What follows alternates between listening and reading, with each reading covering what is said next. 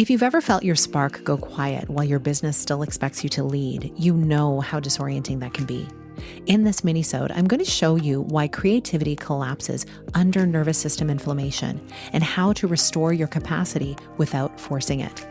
I've been devoted to my work while navigating deep personal loss, and I've learned the hard way what happens when you override your body. I'll walk you through the physiological reason this happens and the strategic shift that protects your long-term expansion. By the end, you'll understand exactly what state you need to create from if you want clean wealth and sustainable growth. Hi, welcome to the podcast. I'm Sheila Botelho, and I believe true success is built from the inside out. This mini-sode is designed to help you live into what lights you up this week. There's something I've found that so many high achievers never learn, and I've learned this personally. You can't create from an inflamed nervous system.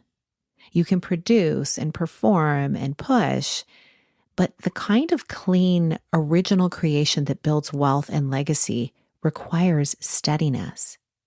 And there was a season in my life where my spark went quiet.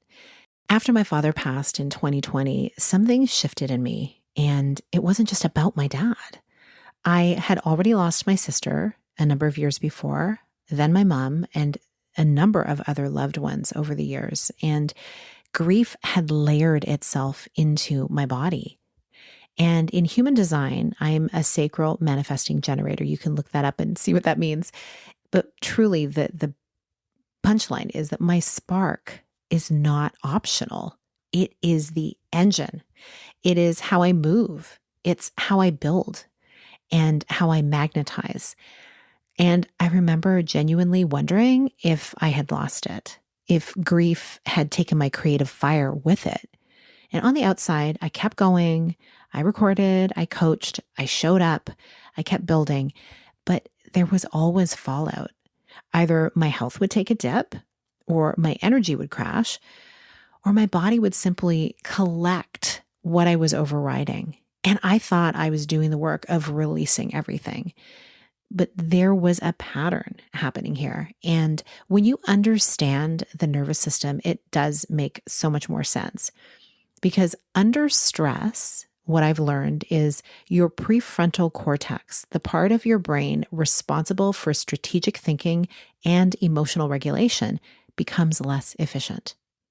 The system shifts towards survival circuitry, and that response obviously is very protective. It's absolutely brilliant. It's just not designed for visionary leadership.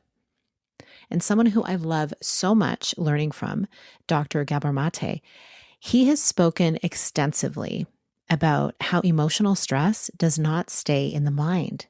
It moves through the nervous system, the hormonal system, the immune system, and the body actually carries what the psyche cannot metabolize. So looking back, I have so much more grace on myself because I was not lacking discipline. My whole entire system was inflamed. And here's what I had to learn. Sometimes the most strategic move is to drop yourself into neutral. Not productive mode or emotional overload mode, just idle.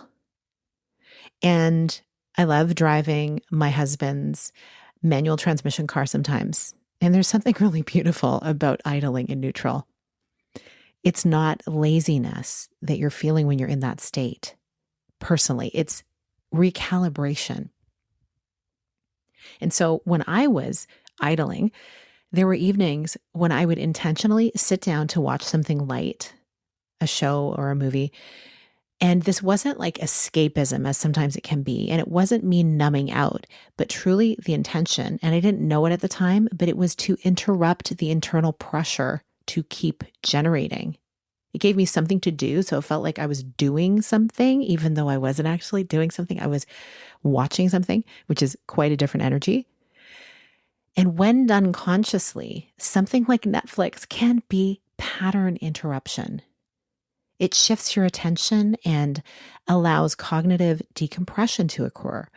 And it gives your nervous system a chance to stand down.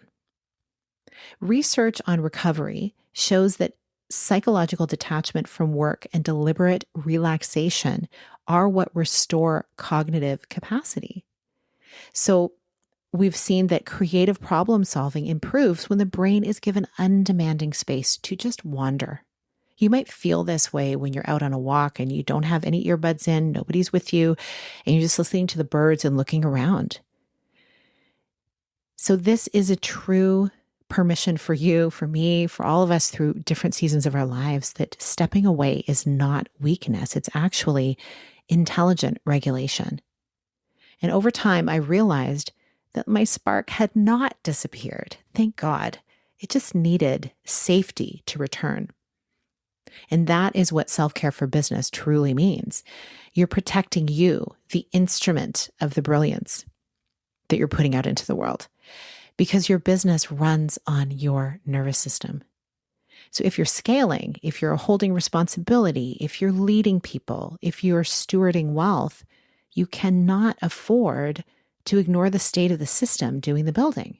There's a version of this conversation I write about more candidly in Sheila's notes, because founders scaling their businesses rarely talk publicly about what it costs the nervous system to keep leading. So in my private reflections, I share what I'm calibrating in real time, the shifts behind the scenes, the decisions that do not make it into social posts. And if this resonates, that's where you can stay for the deeper conversation. One aligned action, though, before you go. Please give yourself permission to enter neutral today without earning it. Thanks so much for listening. I hope you have a beautiful rest of your week, and I'll see you on the next episode.